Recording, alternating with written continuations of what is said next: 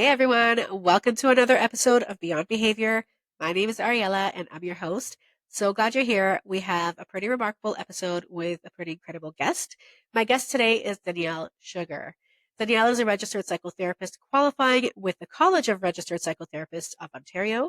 She has a Bachelor of Arts in Child and Youth Care from Ryerson University in Toronto, now known as Toronto Metropolitan University.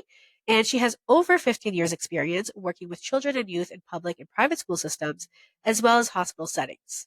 Danielle continues to work in an international private school setting, as well as within her own practice, in which she specializes in grief, trauma, eating disorders, anxiety, and depression. Danielle is also a mom, and her and her family have experienced immense trauma, grief, and loss over the past few years. We're going to take a deep dive into all of that, and I can't wait for you to hear this episode. So, with that, please help me welcome Danielle. Hey Danielle, how are you?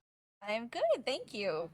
Okay, well, I am so glad you're here. Like I said in the intro, you are pretty amazing, and I think you're pretty remarkable, and you know that. Just for the audience, Danielle and I do know each other a little bit outside of the show. I believe I want to say we went to college together to George You Brown. were a year behind me. Okay, Yeah, yes, so I think I had graduated just a year ahead of you. yeah. So I graduated in '04. I don't remember the year, but I'm Yeah, pretty sure I was somewhere ahead around of there. yeah, yeah. Yeah, because and I think that I didn't realize that when we first saw each other, but then we saw each other like, well, I was on one of my mat leaves and we looked Yes, familiar, and then we realized we worked in the same like school board together, but yes. like not together. You were on a team and then you went on a mat leave and I think I took your job or like I don't know, Yeah, because something I like left that. the West. That's right, yeah. Yeah. So we've crossed paths and then we've seen each other here and there through like mutual friends and then like we're in touch in social media. Yeah, so we do have a bit of a history, but I wanted to have you on this show because, first of all, you're a psychotherapist. So there's that piece that we're going to talk about. But also, we're going to take a deep dive, or a little bit of a dive at least, into the last few years of your life because they have been pretty intense.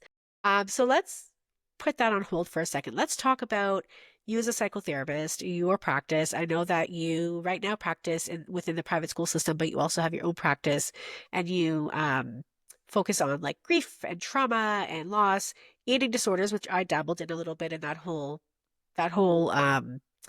space is like phenomenally for me overwhelming and like just there's just so much to learn.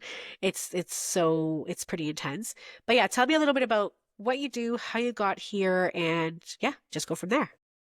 Yeah, my journey is kind of a funny one, and I love sharing it with students because it's like not an A to B situation. And I solely apologize for the construction. It is so loud.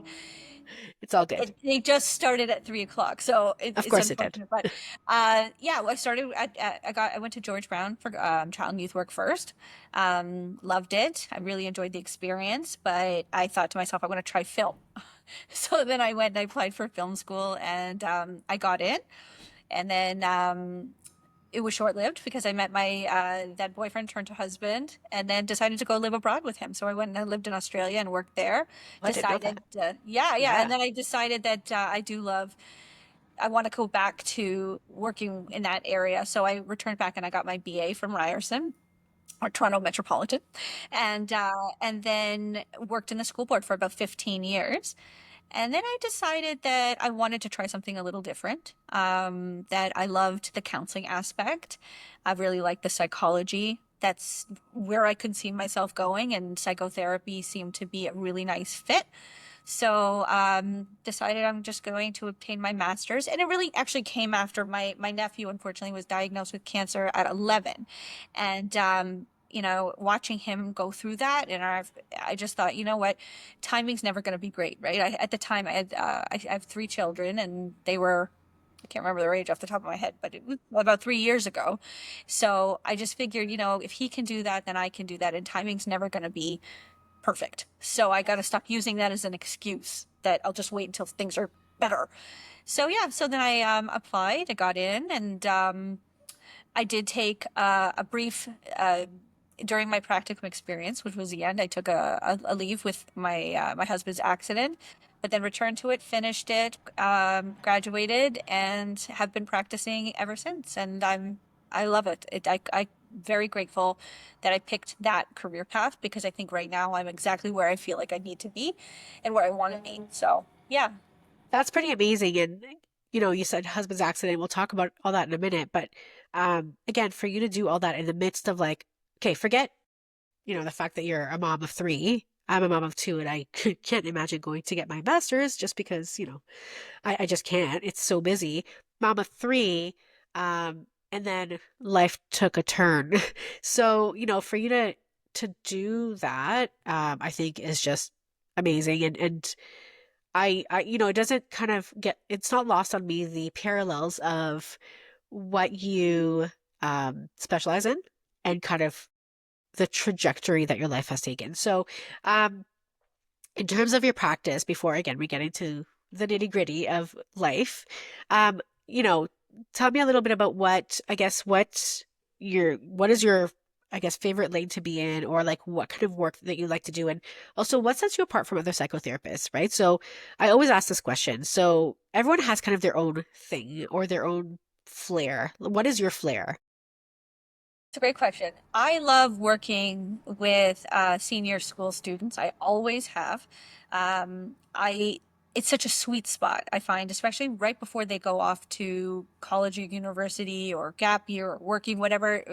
I love that sort of time frame. I call it the sweet spot because it's right before they go off and start this new chapter of their life. And um, I've worked with children and youth my whole life, and I love it too.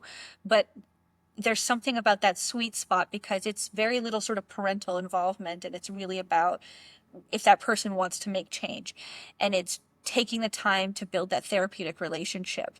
And that's what I love. I think that's what I've always sort of been drawn to.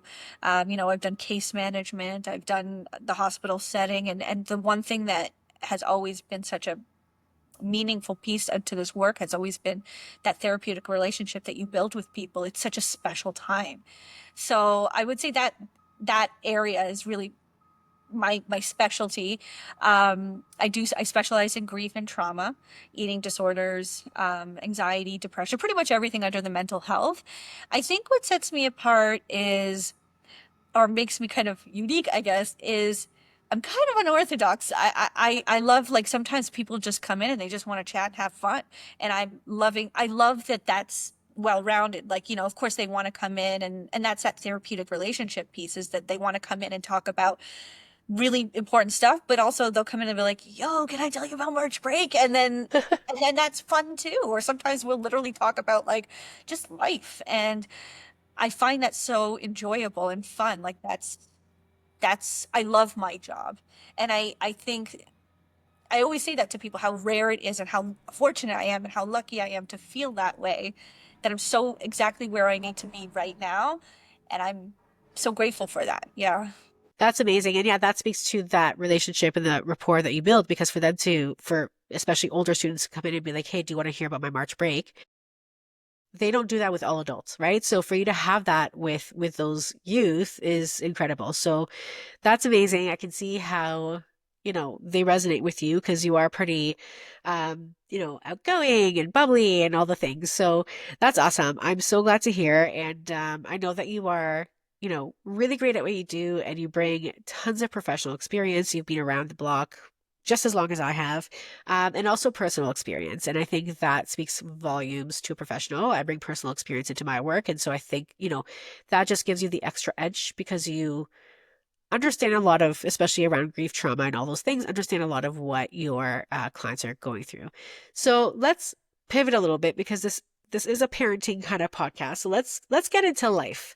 You're a mom of three. You have three kiddos, and I want to hear as much of the story that you want to tell me. But I know that you and your partner, your husband, have three kids, but life took a turn a little while ago, and now you find yourself a single parent of three kiddos. Um, so you start where you want to start and tell us a little bit about that journey. And then when we're done, we'll kind of take a deep dive into how you managed and how you got through it. Yeah, absolutely. His name was Russell. I met Russell when I was 18. and I was with him for 23 years, and we started a family together. We had three beautiful children. We have three beautiful children, ages 12, 10, and 8. We're coming up to the 2-year anniversary. So on June 2nd of 2023, my husband, who was an athlete, was out on a morning run. He collapsed on that morning run with a very, you could call it a freak accident. We could call it happened. He collapsed, and because it was unwitnessed, it left a long time for him, a downtime without oxygen to the brain. So it's been quite a journey. He is here in body, but not in mind. So he was in a coma, lived in the hospital. We lived in the hospital for almost a year. And then, unfortunately, just with his level of care that he has to have, he can't eat, he's unable to walk. That we had to make the difficult decision to put him into the only option that was available for us for 24-hour care, which is a long-term care facility about 10 minutes away from our home. And yeah, I would say, the grieving process for me personally didn't begin until he was in the home. Um, Because you were going through the daily motions, right? Like you didn't yeah, have that break that, you're always kind of wondering what's going to happen next, what's going to yeah. happen next. And so it wasn't until April 17th of 2024, yeah, where I would say that's when I finally started to grieve.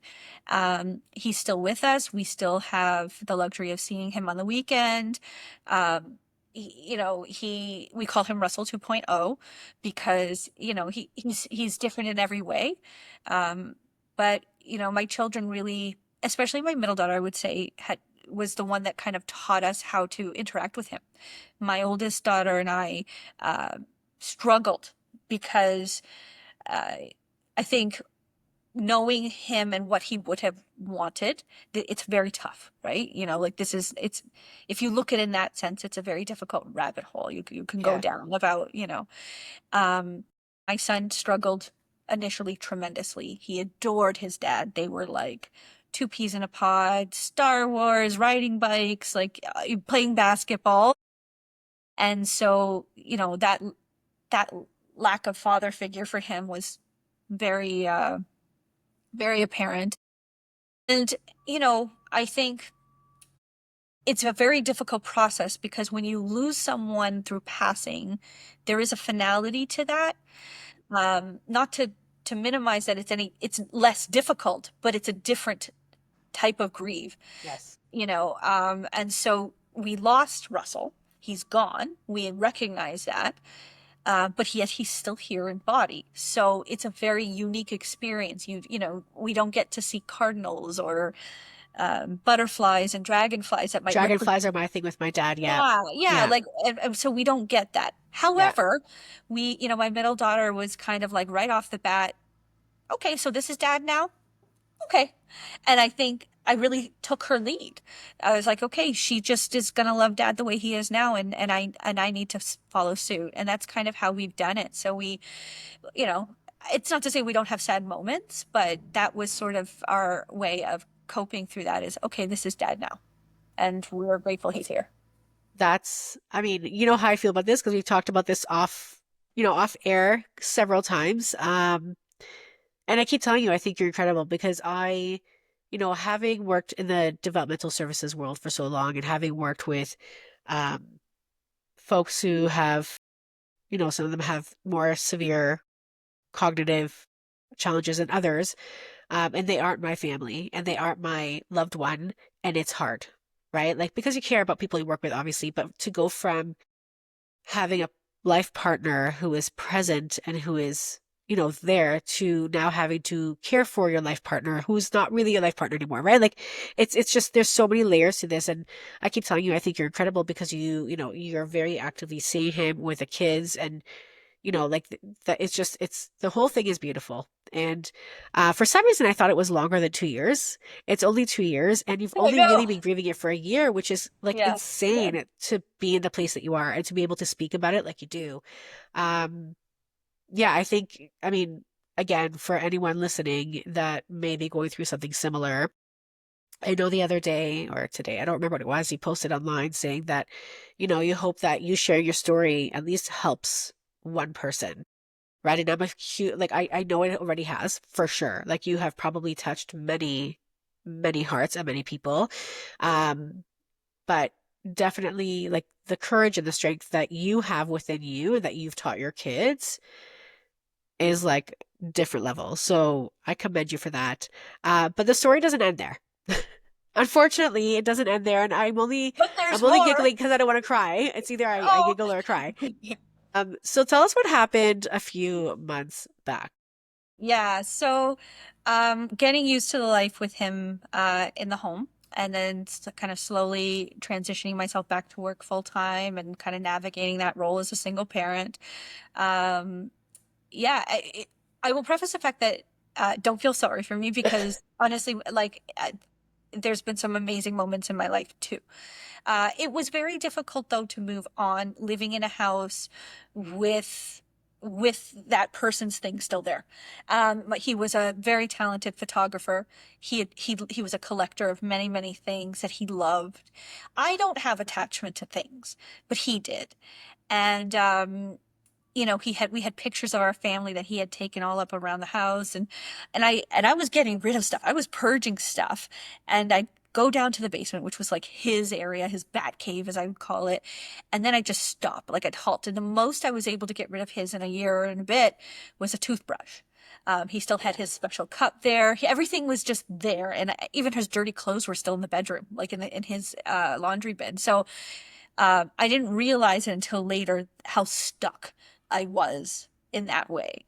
And then on October 3rd of 2024, our house burned down and we lost everything. And I don't, by everything, I mean Everything. everything.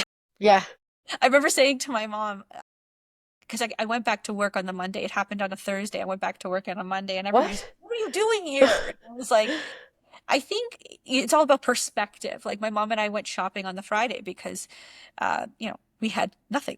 And so I remember saying to her, I'm like, this is the most depressing shopping spree ever. Yeah. Because, it's really starting from scratch. You don't realize how much you accumulate, from like anything from underwear to tooth. Like it's just, Yes. it was so overwhelming. But it's funny because a lot of people say to me, you don't talk a lot about the fire, And I'm like, well, I think it's about perspective. When you lose someone first, and the way in which we lost him, which was literally an overnight, he wasn't ill. In fact, he was, because when you're in ICU, they check for every underlying issue, right? Yeah. He was an otherwise an incredibly young, healthy man. So when we say that life changed in an instant, it changed in an instant. And when you lose somebody, losing a house by comparison just doesn't seem the same. Like I was sad. The first night, I allowed myself just to cry like crazy, mostly for his things, because he loved those things so, so much. And I was sad too for losing my things and the children's things, of course, but these things can be replaced. And what I learned about too in the first year of being with him in that experience was my memories will always be in my heart and my heart and my mind, right? And so even though they're not physically here anymore, that's not going to take away. And the blessing, which I like to find, is that because he has no memory, he'll never know. Yes. And I have to know, but he'll never know. And the most important people got out of the house that day. So it happened Yes. at 6 o'clock at night. The kids acted amazingly. And was the most important thing. Everything else is replaceable. And that's how I sort of view it. So, yeah. Absolutely. Yeah. And like, so he doesn't have to live with that pain. But when you were saying that he was very attached to things and you were not, it's almost like a divine intervention, right? So you all Yes, got out of there safely and like that almost forced you to move on, right? So yeah, absolutely. my dad passed, I want to say maybe 9, 10 months ago. It was July 23rd. And so, and my mom is just now starting to very slowly, like go through their things, but their things, not his things, right? Like the basement, the clutter. His things are still like the suit he was going to wear to my daughter's graduation, but he went into the hospital and he couldn't go, is still hanging there ready to go, right? So when I hear you say that, like I get it because, my mom's still, and I've I don't have to be in her shoes. And I keep telling my mom, like, there is zero timeline. You do it when you're ready. You don't do it until then. Like, there's no one Absolutely. forcing you. You were almost forced to do it. Um, but again, it's almost like divine intervention, right? Because he won't know. He doesn't need to carry that pain, and it just Absolutely. helps you move on. Really. I honestly believe it was, although a rather harsh way, Yeah. the universe really giving me the shove that I think I needed. I had, Yeah. you know, I thought I was in a really good place, and I think I was in terms of where I was on the journey, but for the fact I probably wouldn't have honestly moved anything. Like, you know, and it was my sister who sort of said to me, and I have an amazing family and I have amazing friends and I'm a part of the most amazing community. So like I can't take all credit. Like I really am probably the I luckiest mean, you person should take around. most of the credit because I think you're. I have great support. I really did. And Yeah. my sister sort of said to me, you know, like, Danielle, it's very difficult for you to move on with his Yeah. things here, Yeah. right? And that was before, and she was sort of helping me do this like purge of getting rid of all these things, but I just, when it came to him, couldn't. And so the fact that that decision was sort of taken away from me, not sort of, that decision was taken away from me, really did push me to, and the kids were amazing too. Like they were sad too, they missed their things, but I think again, you know, you realize what's important in life. It's unfortunate that sometimes we have to go through something to that extent to appreciate, but you really like watching their cousin go through chemo, you know, and having to see that and our family, small but mighty, rallying around each other. It really puts things into perspective, and you go, you know, these are things. And what's most important is the nucleus, our family, Yeah. and for that, well, I'll always be True. grateful. And they took it like champs too, you know. Yeah, That's amazing. And I know that there was a clip I remember you posted a while back. I think I want to say it was I don't remember if it was before or after the fire where you guys were interviewed, you and your kids, yeah. right? Was that before or after the fire? After, That was after. Okay. yeah, I can't even because I remember when the fire happened and then there was this big like social media, campaign. We all rallied around you. We raised money, like, just because amazing. that's what you do, right? Like that's what you do. Someone in need, you know them, even if you don't. But obviously, you have a lot of people in your life that were like, "Yes, absolutely, here, take my money, please, and move on with your life," right? So I remember watching that interview, and I remember again, I'm just so in awe of you and your kids, like just the resilience and the strength that you guys have. And I mean, it doesn't surprise me that your kids are able to be strong and move on because they have you as a mom and just, knowing you the little that I know you personally, but I imagine Russell was in his former life very similar in terms of like just a very strong person because I He can't was see so you being strong. with yeah. So, your kids clearly have resilience in their blood. So before we talk about kind of how they managed and how, they coped and stuff, I want to know so clearly you managed by being, you're quite logical and practical about the way that you see things, but it must have been heavy and big, right? Like I've been through grief with my dad. My dad, yes, he was sick, but he passed. He did pass suddenly. We weren't expecting it. And I remember, especially the first like I want to say 2 or 3 months, like it was just a fog, right? Like it was just, and you didn't have that for a year because you were still in that mode of like caretaker, right? I gotta be here for him and I gotta do my thing and I gotta be for the kids and like, you know, all that energy and all that adrenaline. So when you finally were able, April 17th, I think you said, when you finally were able to like take a breath and feel your feels, how were you able to just move, like not even move on, but like pick up and like wake up every day and be there for your kids and just function? Well, thank you. Yeah, like I said, I have such an amazing family, friends, and community support. So you know, and I was somebody prior to this that didn't really like to ask for help, um, wanted to just do it on my own. And when you're in a situation like this, you need that help. Yeah. And I was very lucky that I was invited to participate in a bereavement group called Don't Hospice, Yep. amazing I know them. organization. Yep. Yeah. Yep.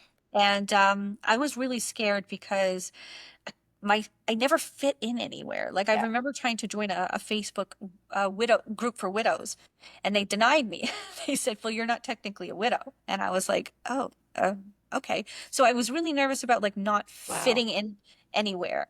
And Yeah. Don't Hospice reached out and they said, we have a bereavement group we'd like for you to be a part of. And I was so nervous because I was like, what if everybody sits there and they're like, well, at least you still have him in body, like, but boy, oh boy, it wasn't that at all. It was, but for the fact we probably, our lives would never have crossed and I could call them my extended family too. They were so warm and welcoming and I'll never, there was like this kind of awkward joke, which I don't know how funny it is, but it was funny at the time. We went in and we were sharing our stories and everybody kind of looked at me and they're like, you win. So I was like, oh, Wow. yeah, but it was funny, right? Like, Yeah. and nobody ever judged the fact and they were so caring. And, Yeah. um, one lady in particular, which I'll never forget, she was a little bit further along in her journey than I was. And we taught it was just an amazing validation of people that allowed you to have that space to just cry or just vent the frustrations that are inside of you. And she said to me, it will soften over time. You'll see, it will soften. It will never go away. Yeah. You will have happy moments again, but you will carry this with you for the rest of your life. And that's a fact. And those words were very powerful to me. And so, yeah, I think that just being able to have those people, grief, just like so many of us, terrified me Yeah. before. I thought I was a good counselor before, but you don't know what you don't know. And, grief was something I knew you really kind of, it was a specialty. And so when people came to see me, I was like, oh, what do like, I don't know. Um, Having gone through it myself, I am a believer that I don't think you have to experience everything yourself in order to be the best, but it does help to understand this sort of universal pain. Our stories are different, but we can appreciate how difficult it is to go through. And the grief process and the mourning process is messy. Like Yeah. I wish it was as simple as like these stages, right? Okay, I've reached the No. anger stage. Now I can get into No. it. Like, as No. you know, it doesn't work like No. that. Um, I actually found approaching I think because I started to grieve after a year was a much more challenging year for me. The anniversaries, you know, Father's Day, the reality of things like putting out the garbage for the first time, as Yeah. simple and silly as that Yeah. sounds, was like, I'm going to be doing this alone for like This is it's my no, chore now. It's on me. yeah, yeah, Yes. like there's Yeah. no divided roles when the kids are Yes. having their moments and they should be having their moments because it's healthy for them to have their Yes. moments, but you're also going through your stuff. Yes. It's not pretty. Yeah. Um, but I think just being able to have that safe space for me to be able just to go somewhere and vent and cry and without judgment allowed me to get those tools that I could share with the kids. You need to cry, you need to cry. Like and sometimes Yeah. it happens where you don't want it to. I'd be Yeah. at like gymnastics for my son, and and I'm sure that many people who've experienced loss can appreciate this. For me, it's not the anticipated events or the anticipated holidays. It's like you mentally prepare yourself for Christmas or you mentally Yes. prepare yourself for Yes. those things. It's the unanticipated triggers that really do it to you. So, I was sitting at my son's gymnastics. He was a tumbler. I looked around, there was a bunch of dads there, and whoop, the Yeah. floodgates started flowing. Or I'd be Yeah. in the grocery store, and suddenly it hit me that I'm alone. And the kids and I, like, how are we going to do this? And it would just hit me at all random times. And it did for the kids too. And they expressed it in many different ways. My son being very young at the time. What a confusing thing it is. Yeah. Dad's here one day, dad's here, not here and they didn't see him for months because he was in a coma, he had a trach, he was very Yeah. It sensitive. was too much. Yeah, Yeah. he developed all these, I mean, anything that you can think of that could have gone wrong went wrong. He had pneumonia, staph infection several times. So everything got pushed back. So they couldn't see him for a long time. So, yeah, for young kids, a lot of it comes out through behavior, Of course. and I think for Yeah. my son in particular, that was really hard. And so, and then seeing him the way he was after that, it was hard for me as an Yeah. adult. Yeah. process this. So, for the kids, yeah, we've had our moments, that's for sure. But we've done the therapy. We continue to do therapy. They did art therapy through Don't Hospice, grief counseling. I think all of those, like, really, you need to utilize the supports that are being offered Yeah, to you. But absolutely. I will say, in learning the grief process, not to rush it. Like, if you go too soon, you're not processing yet. It's essential that you take the time to process what has happened. And it's ugly and it's messy and it's everything in between. But there comes a point where once you sort of process that acceptance piece, which does take a while, Yeah. is so important. And I think all of us have made peace. I think we've accepted sort of this is our new life and making do with that. Yeah. Yeah. I mean, I don't know. I have no words. I don't usually have no words, but I have no words. But no, you've given your kids really, like, you've modeled, I think, just a healthy way. I don't even know how you did it in a healthy way. Again, like, I grieved and I'm still grieving my dad, and it was so traumatic. And like, I remember when I went back to work 2 weeks afterwards, I was trying to use my name tag as like my fob, and it wasn't working because my fob had fallen off, I guess.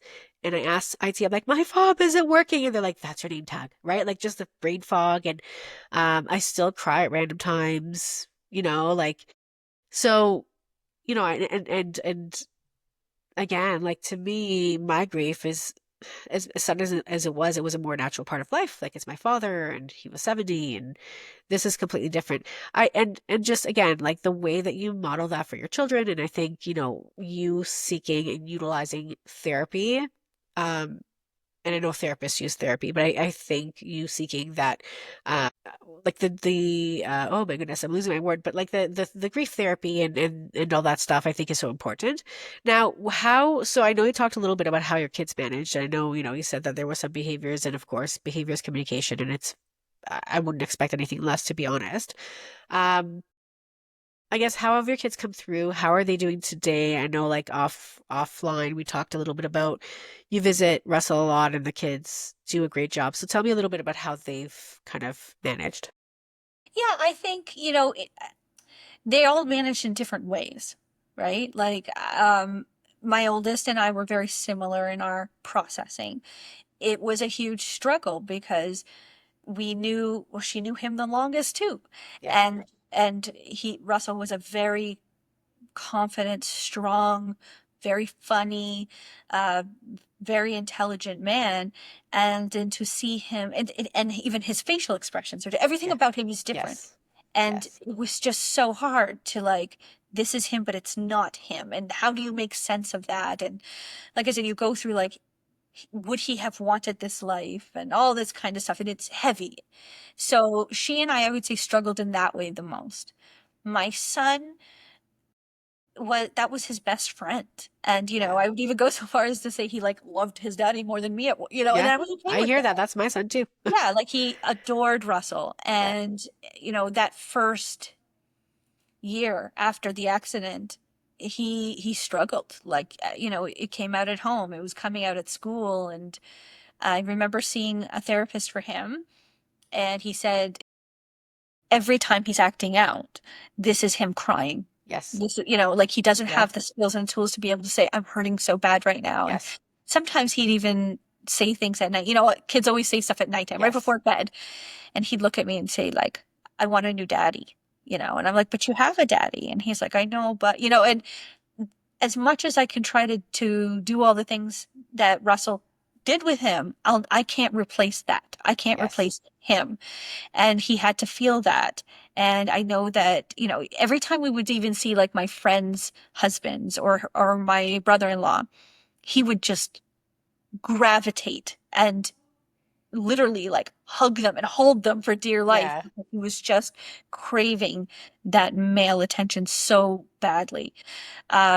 It took a while. Like, I'm not gonna sugarcoat it. It wasn't pretty. It was a long, difficult time because I was going through my own stuff, and then I'm completely outnumbered, with, Yeah. Yes, and you are. it was really hard. But, Yeah. like I said, he attends a great school with an amazing team that supported him. That, that he very easily could have been viewed as this bad child who's acting out, but they were very compassionate and understanding, and would just call me to let me know if something happened, but say, "Hey, we got this." Amazing. Constant communication. So, I mean, I'm so fortunate for that. And the girls, I was able. The school was amazing too. That what can we do? And so, Yeah. we were able to get a social worker to come in until we were able to establish, more consistent therapy. And yeah, so I would say like their grieving process occurred when my grieving process. We all sort of went through it at the same time, but in different ways.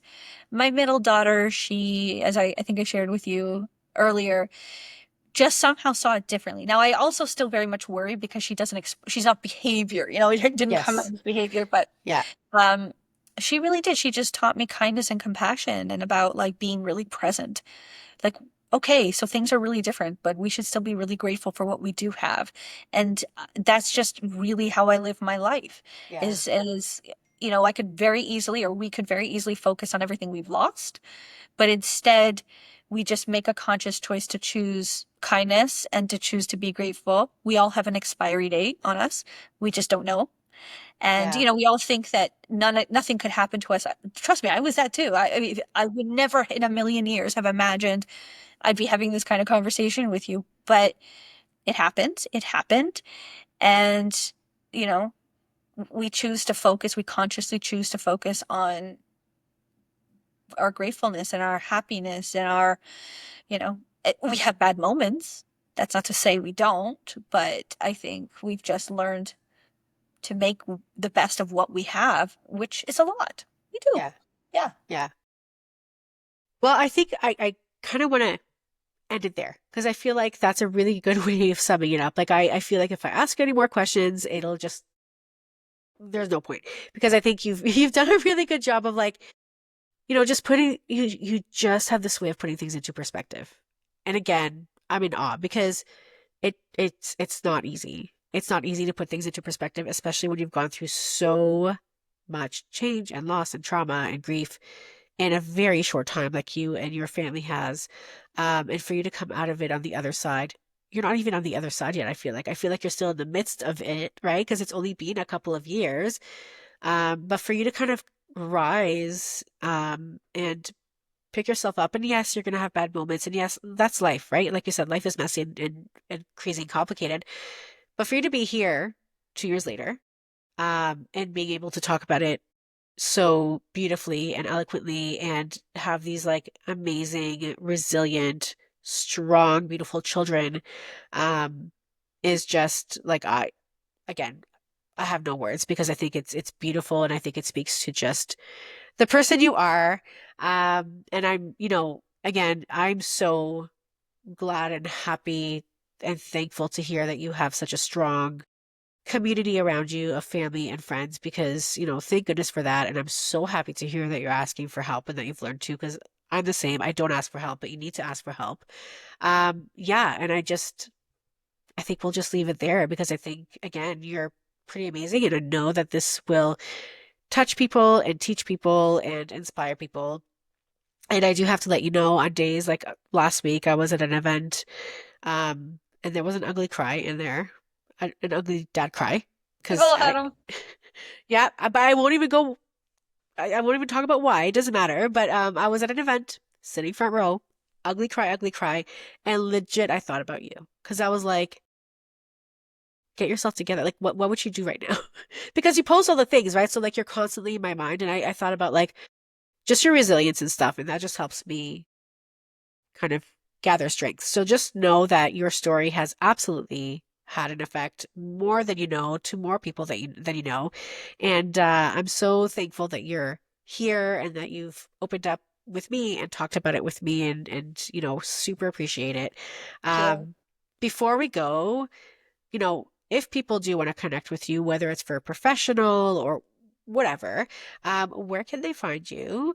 And if there's anything else you want to talk about, whether you have anything coming up or any words of wisdom, please do so. And I'll add everything into the notes in terms of contact as well. For sure. Thank you. Yeah. So, my psychotherapy is Danielle Sugar Psychotherapy. So they could certainly look that up or reach out to me directly. My email's on there and I'm happy to share that, with you as well. I think my words of wisdom are I I live by the philosophy of consciously kindness. Um, we can let small things bother us. And I have my moments, like Yep. that doesn't say that the things don't make me upset or I don't cry. Of course, we're human. Yes. It's just I practice conscious kindness, and I emphasize that word because no matter how I'm treated by other people, whether it's somebody cuts me off on the road, whether it's somebody who doesn't hold the door for me, whether it's somebody who's rude to somebody else or rude to myself, I think it is so essential because we don't know what people are going through. And we were gifted with so much kindness that I call the extended family.